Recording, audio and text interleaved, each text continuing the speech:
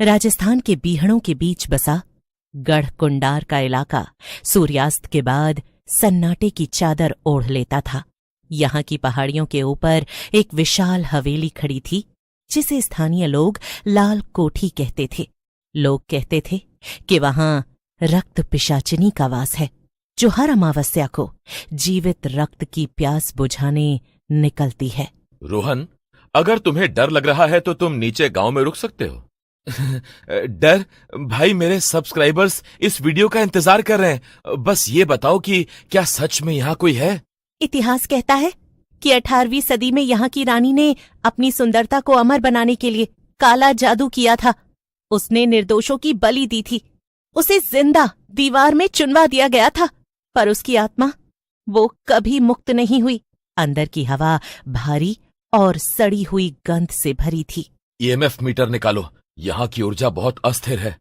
दोस्तों, हम अंदर आ चुके हैं। यहाँ का तापमान अचानक गिर गया है। मुझे अपनी सांसों की भाप दिखाई दे रही है। तभी ऊपर के झरोखे से एक तेज खिलखिलाहट सुनाई दी। ये किसी औरत की हंसी थी, लेकिन उसमें मधुरता नहीं, बल्कि मांस चीर देने की तीक्ष्णता थी। अचानक रोहन के चिल्लाने की आवाज आई। आर्यन, मेरा पैर! कोई मुझे खींच रहा है। समीरा ने तुरंत अपनी थैली से पवित्र भस्म निकाली और उनके चारों ओर एक घेरा बना दिया। तभी अंधेरे से एक आकृति उभरी। उसकी त्वचा पीली पड़ चुकी थी और फटी हुई थी। उसकी आंखें जलते हुए कोयलों की तरह लाल थीं। सदियां बीत गईं, मेरी प्यास नहीं बुझी। आज तुम तीनों का रक्त मेरे इस कुंड को भरेगा। हमें यहाँ से निकलना होगा। ये चीज कोई भ्रम नहीं है। नहीं, अगर हम भागे तो ये हमें बाहर शिकार बना लेगी। हमें उस मंत्र को पूरा करना होगा जो इसकी राख को बांध सके। समीरा, तुम मंत्र पढ़ो, मैं इसे उलझा कर रखता हूँ। आर्यन ने अपनी अल्ट्रा वायलेट गन निकाली और पिशाचिनी पर प्रकाश डाला। वो दर्द से कराह उठी। समीरा ने अपनी किताब खोली और जोर जोर से प्राचीन संस्कृत मंत्रों का उच्चारण करने लगी। ओम ह्रीं क्लीं रक्त विलासिनी बंधनम कुरु कुरु स्वाहा। जैसे जैसे मंत्र की शक्ति बढ़ी, हवेली के अंदर का तापमान और गिर गया। पिशाचिनी का शरीर धुएं में बदलने लगा।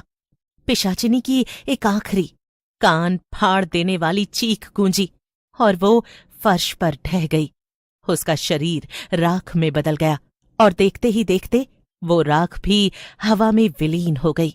सुबह की पहली किरण जब हवेली की खिड़कियों से अंदर आई तो सब कुछ सामान्य लग रहा था। जैसे ही वो बाहर निकले, उन्होंने देखा कि गांव का ठाकुर गजेंद्र सिंह द्वार पर खड़ा था। तुम बच गए, लेकिन याद रखना, वो मरती नहीं है, वो बस सो जाती है। जब तक ये हवेली खड़ी है, उसे फिर से जगाने वाला कोई ना कोई यहाँ जरूर आएगा। शहर पहुंचने के 3 दिन बाद भी रोहन सदमे में था। वो अपने कमरे से बाहर नहीं निकल रहा था। आर्यन और समीरा उसके घर पहुंचे। रोहन, ये क्या कर रहे हो? आर्यन, वो मेरे अंदर है। जब उसने मुझे छुआ था, उसने अपना अंश मुझ में छोड़ दिया। मुझे रात भर उसकी प्यास महसूस होती है। ये रक्तपाश है। पिशाचिनी ने उसे अपना माध्यम बना लिया है। अगर हमने इसे नहीं रोका तो रोहन खुद एक पिशाच बन जाएगा और उसे फिर से जीवित कर देगा। समीरा ने अपनी पुरानी किताबों को खंगाला। उसे पता चला कि पिशाचिनी की शक्ति का स्रोत हवेली के नीचे बनी एक गुप्त गुफा में छिपा रक्त यंत्र है। जब तक वो यंत्र नष्ट नहीं होगा, रोहन ठीक नहीं। वो दोबारा उसी गांव पहुंचे। इस बार सन्नाटा और भी गहरा था। गांव के दरवाजे बंद थे। जैसे ही वो लाल कोठी के पास पहुंचे, ठाकुर गजेंद्र सिंह फिर से सामने खड़े मिले। तुम वापस आ गए? उसने कहा था कि तुम आओगे। मेहमानों का स्वागत है। ठाकुर साहब, हट जाइए, हम उसे खत्म करने आए हैं। तुम उसे खत्म नहीं कर सकते। मैं पीढ़ियों से उसकी रक्षा कर रहा हूं। मेरा परिवार उसके रक्त का कर्जदार है। हवेली के अंदर पहुंचते ही रोहन की हालत और बिगड़ने लगी। उसके मुंह से झाग निकलने लगा और वो अजीब भाषा में बुदबुदाने लगा। अचानक हॉल का फर्श खुद ब खुद फटने लगा और सीढ़ियां नीचे की ओर जाने लगी। हाँ, यही है वो जगह। आर्यन, संभल के। नीचे की हवा में खून की तेज गंध थी। बीच में एक विशाल पत्थर जिस पर एक स्त्री की आकृति खुदी हुई थी। रोहन अचानक खड़ा हो गया। हाँ, मेरे यंत्र को पूर्ण होने के लिए एक शुद्ध बलि चाहिए थी। तुमने मुझे मेरा शिकार खुद लाकर दे दिया। समीरा, मंत्र शुरू करो, अब देर मत करो। विनाशाय च दुष्कृताम तव रक्तम तव विनाशम। यंत्र से काली लपटें निकलने लगी। रोहन का शरीर हवा में उछला और वो जोर से चीखा। पिशाचिनी की रूह उसके शरीर से धुएं की तरह बाहर निकलने लगी और यंत्र के अंदर खिंचती चली गई। नहीं, मैं अमर हूं, मैं फिर आऊंगी। अब नहीं, इस बार तुम्हारी राख 7 नदियों में बहेगी। और वो पागलों की तरह ऊपर की ओर भागे। जैसे ही वो हवेली से बाहर निकले, पूरी लाल कोठी मलबे के ढेर में तब्दील हो गई। अगली सुबह सूरज की किरणों ने उस मलबे को छुआ। समीरा ने मलबे की ओर देखा।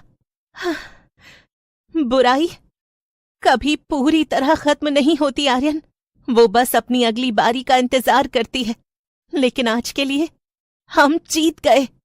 जीप गांव की सीमा पार कर ही रही थी कि अचानक इंजन से काला धुआं निकलने लगा और गाड़ी झटके खाकर रुक गई। समीरा ने पीछे मुड़कर देखा।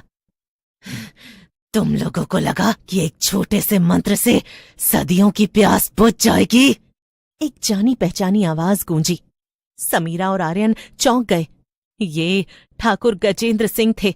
अचानक समीर का शरीर हवा में उठने लगा। पिशाचिनी की आत्मा अब रोहन में नहीं, बल्कि समीरा के शक्तिशाली शरीर में प्रवेश कर चुकी थी। एक शुद्ध रक्त, एक प्राचीन ज्ञान, अब मैं पूर्ण हूं। आर्यन जानता था कि अब कोई मंत्र काम नहीं करेगा। उसने अपनी जेब से पवित्र पारद की एक शीशी निकाली। ये आखिरी हथियार था जो किसी भी रूह को हमेशा के लिए पत्थर बना सकता था। लेकिन इसके लिए उसे पिशाचिनी के बिल्कुल करीब जाना था। रोहन ने कांपते हाथों से हाई बीम फ्लैश चालू किया। पिशाचिनी की आंखें चौधिया गईं। इसी का फायदा उठाकर आर्यन उसकी ओर लपका और पारद की शीशी को उसके और अपने बीच फोड़ दिया। एक भीषण नीली रोशनी चारों ओर फैल गई। एक भयानक धमाका हुआ और पूरी घाटी कांप उठी। जब धुआं छटा तो वहां न कोई पिशाचिनी थी, न आर्यन और न ही समीरा। रोहन अकेला बचा था। वो बदहवास हालत में सड़क पर पड़ा था। सूरज पूरी तरह निकल चुका था। जमीन पर केवल राख के 2 ढेर पड़े थे जो एक दूसरे से लिपटे हुए थे।